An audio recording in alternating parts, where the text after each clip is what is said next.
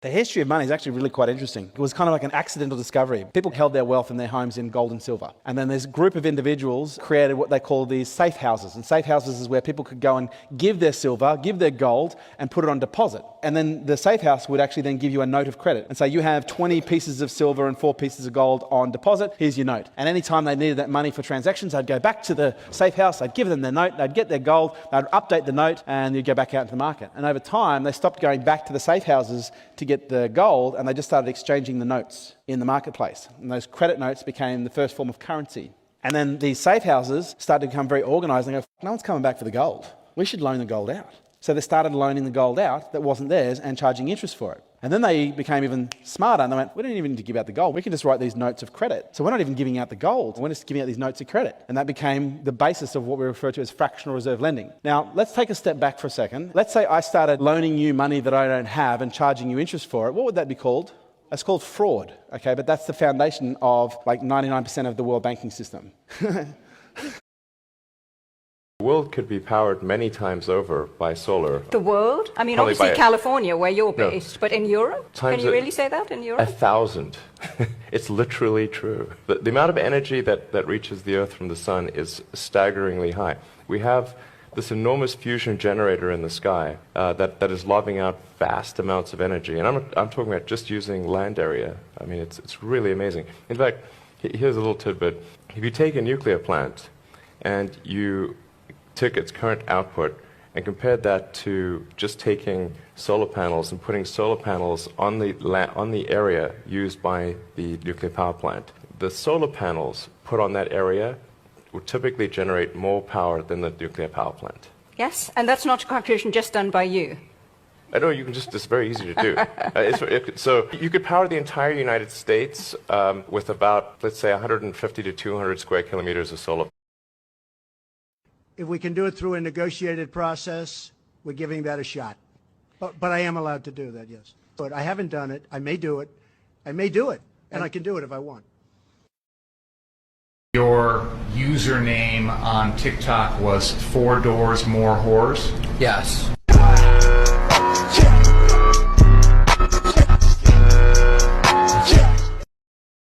For example, in the Army, no more pull-ups at all. You could do a leg tuck.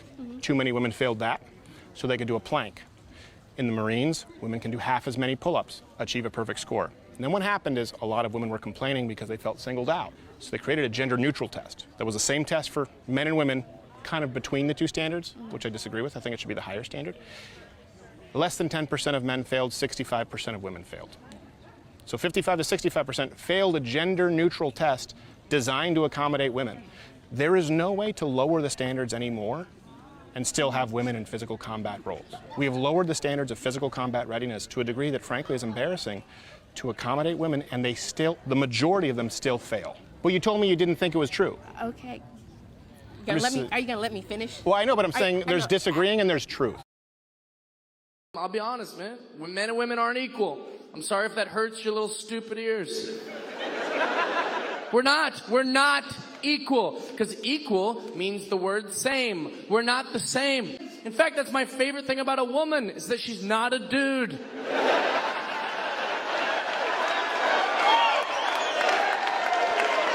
Quit pretending we're the same. I don't walk around, I could have a baby if they'd let me. I can't. People try to make it, we're equal, I want it to be equalized. No, you don't. When any one of you got a babysitter tonight, how many of you picked a dude? None of you. Not because you're sexist, but because you're not dumb. Because the baby would fall off the balcony and you'd be like, why was the baby on the balcony? He's like, I don't know, I came out to smoke. And you're like, parents are black, all 8 of my great-great-grandparents, all 16 of my great-greats. On my mother's side, my ancestors were enslaved in Alabama. On my father's side, we were enslaved in Texas. I am not oppressed. I'm not oppressed, and I'm not a victim. I'm neither oppressed nor a victim. I travel all across this country of ours. and I check into hotels, and I fly commercially, and I walk into retail establishments, and I order food in restaurants. I go wherever I want, whenever I want. I am treated with kindness, dignity, and respect, literally from coast to coast. I have 3 children. They are not oppressed either, although they are victims. I've taught my children they are victims of 3 things: their own ignorance, their own laziness, and their own poor decision making. That is all. My children, we are not victims of America. We are not victims of some unseen 190-year-old force that kind of floats around in the ether. Putting critical race theory into our classrooms is taking our nation in the wrong direction. Racism in America would by and large be dead today if it were not for certain people and institutions keeping it on life support. I believe that if he wants a sandwich, you make Daddy a sandwich. Most of the time. No. Let me ask you this. Well, okay, let me ask you this. If me and you out and somebody say something slick to you, you punch him in the face. You want me to smack him in his mouth, right? That's right. So if I take you on a date and I say, look, baby, we gonna go Dutch. No. Exactly. If we walking up to the car and I don't open your car door, what do you say? Open the door. You better believe it. Yeah, no, I am with you. I think so you make Daddy a sandwich. I think my perception of you doesn't affect you unless you let it. Like, if you call me an I'm not gonna be like, man, I'm an I'm gonna be like, no.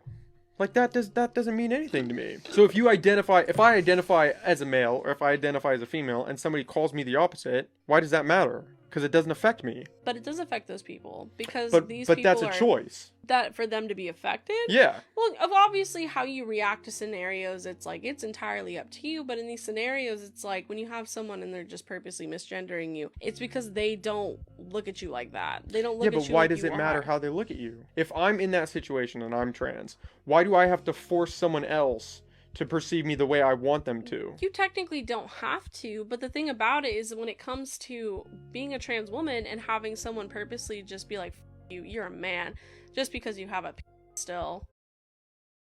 What happens if you say that and someone gets offended? Well, they can be offended.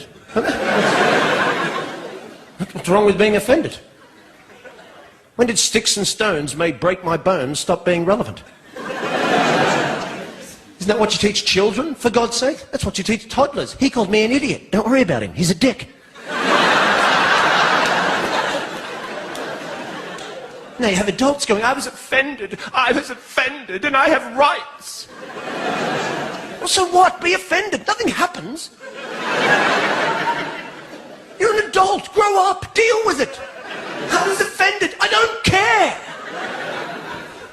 Nothing happens when you're offended. There's nothing. I went to the comedy show, and the comedian said something about the Lord, and I was offended. And when I woke up in the morning, I had leprosy.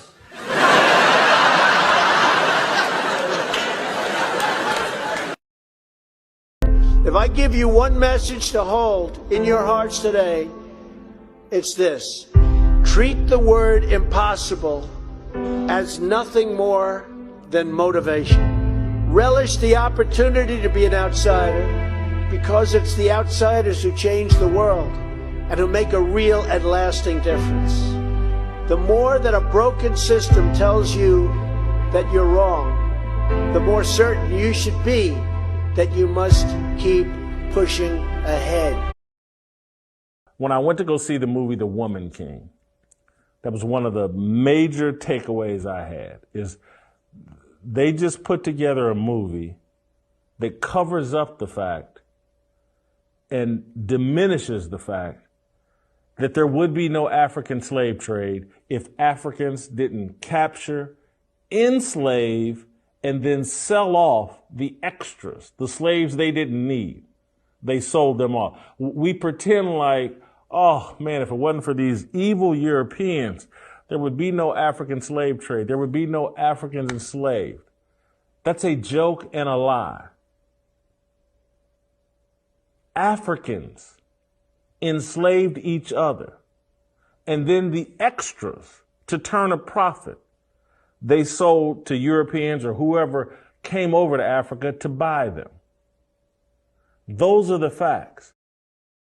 is not administration policies that have affected supply and demand. How can you say that when the price of gas was up over 30% from January to... you answer my questions, and it's my time, Madam Secretary, so why don't you answer my question? From January to August, the price of gasoline was up over 30%. In my state alone, it has been a continuous upward tick since then. And here's what your president did when he first came to office. He immediately re-entered the Paris Climate Accord. He canceled the Keystone Pipeline. He halted leasing programs in ANWR. He issued a 60-day halt on all new oil and gas leases and drilling permits on federal lands and waters. That's nationwide. That accounts, by the way, for 25% of U.S. oil production. He directed federal agencies to eliminate all supports for fossil fuels. He imposed new regulations on oil and gas and methane emissions. Those were all just in the first few days. Are you telling me that's had no effect on our energy supply? 94. Donald Trump is the realest nigga I ever seen in my motherfucking life. You can get mad if you want to. He don't look black. Yeah, he the new kind of nigga. We got burnt almond. We got light skin. We got dark skin. We got purple up in this motherfucking. Now we got a new kind of nigga, a tangerine nigga. Donald Trump is the realest nigga in the game. Him and his wife fought at the inauguration, nigga. He turned around and said, bitch, get your act together. Turn back around. Did this motherfucker just check her ass? The day he won? That's nigga shit. He was at a press conference in a foreign country, pushed a prime minister out the way. Move, bitch. Hillary over there, I'm looking to take care of the country and blah, blah, blah, blah, blah, blah, blah, blah, blah. Donald Trump turned around and said, yeah, I grab a pussy from time to time.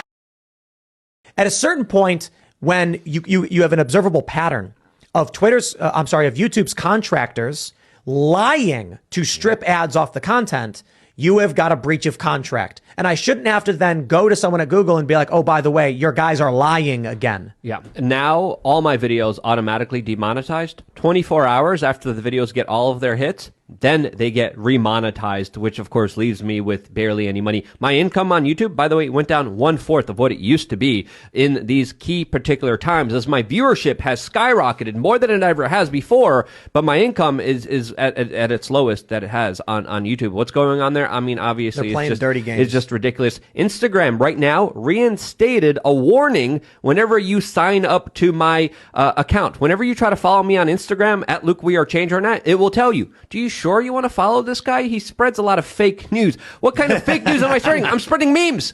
And one of our guests just tweeted the photo of this warning telling people not to sign there. Really? I can't even search for you. Yeah, LukeWeAreChange on Instagram. And it wouldn't surprise me if they banned me to the point where you can't even find me. But there's a photo that I just tweeted on Twitter showing specifically, do not follow this guy. He's spreading disinformation. I spread memes. That's all I do. Memes that you could interpret in many different ways. You should sue for defamation. Yeah, absolutely, absolutely, because it's this account has repeatedly posted false information that was reviewed by independent fact checkers or went against our community guidelines. I think you should file a lawsuit. Let's do it. And say, if there's a lawyer, let's do this right now. Hit me up. I know a guy. No, Berenson's lawyer. Let's set up the Berenson's lawyer. I type Luke. Let's do it right now. Luke, we are, and you don't come up, and I'm following you already, and you still don't come up. James Lawrence, we had him on the show. Hit him up and send a demand letter that they've defamed you. They've accused you of something. Yeah, that is untrue. And absolutely untrue because the things that they got me on are ridiculous. They got me because I showed a picture of all the jets from at the World Economic Forum meeting. It was a legit photo. And they said, no, it's a fake photo because some people are sharing that with another photo that's fake. And I'm like, what? That makes no sense at all. The fact checkers have been wrong time and time again. They are there to stifle any kind of legitimate conversations. They're there to attack comedy. They're there to go after humor. I'm here just to make people laugh. You can interpret memes and pictures in so many different ways. And for them to objectively say, you are bad because you made people laugh. My income and my bottom line is, of course, when people can't find me, when people are told not to follow me, this is the predominant way of me making my income. This is how I make my livelihood. And, let's show a big middle finger to Instagram. Go on at Luke We Are Change and let's fight the algorithms. Let's fight all this censorship and all this bullcrap, because it's more important than ever that our voices are heard, because they're trying to silence us for a very specific reason. Here's the important thing I'll add. When you get, they say, posted false information or whatever by fact checkers, that's actually not what a lot of it is. Some of it's missing context, which is not false information. Yeah. And if that's the case, if Instagram has flagged your account, Luke, saying you've posted false information that's been reviewed by fact checkers, you should go through your posts, because I know for a fact some of them were just like, this post is missing context. In which case, Facebook or Meta's automatic system assumes if you get flagged, it was for posting false information. That's a huge error. They've issued a statement outside of what the fact checkers actually said.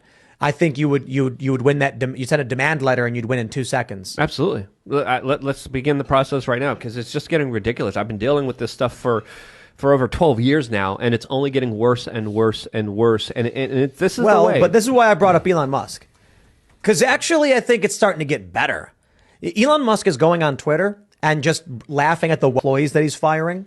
And he's ragging on Democrats. He's saying the Democrats won't be investigated for financial crimes. It's just, I mean, this is pretty good news. You know, there's some questions about whether or not Elon Musk can pull this off, and Twitter might actually go out of business.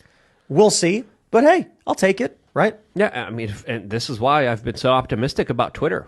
Again, we should be a little bit critical of Elon Musk, but at the same time, he's promising something that could change the game, that could make the world a better place just by allowing people to talk to each other, just by allowing comedy on the platform. And this is why this whole Ligma Johnson thing, brilliant, smart. It's making people laugh. It's silly. It's ridiculous. It's a pun on something that people should be making jokes about. There's something interesting too, because I retweeted this. So we have Noah Sanders just super chatted that Quartering reported Elon is offering 10% over YouTube to larger channels. I've not heard that directly, but I know he's tweeted. Someone tweeted that if Elon offered 10% more than YouTube paid to content creators, those creators would move to Twitter. Yes, that is a fact. Elon, if you made a video page for my Twitter profile, I would upload my content there. And if you monetized it, when I post videos on Twitter, I often get more views than I do on YouTube, but there's just kind of no point. For one, my videos are longer and you don't really get anything for doing it. If Elon Musk does create a video monetization function, then it's there. People are saying that there was a live skip during my rant about censorship as well on the platform, but I don't know. I gotta fact check that as well. But if Elon Musk even does less than 20% of what YouTube is doing, I'm jumping, because it's an alternative platform that is promising to follow basic guidelines and to just allow speech that is free, that is legal, and that is worth any amount of money. That is worth all the money in the world right now, because if I'm able to just say whatever I want, if I'm not having to self-censor myself, if I'm not having to walk this tight line, if I'm able to be my true authentic self and just speak freely from the top of my mind, that's a gift. Give me less income. Give me half of what YouTube's giving me. I'll be on your platform immediately right now.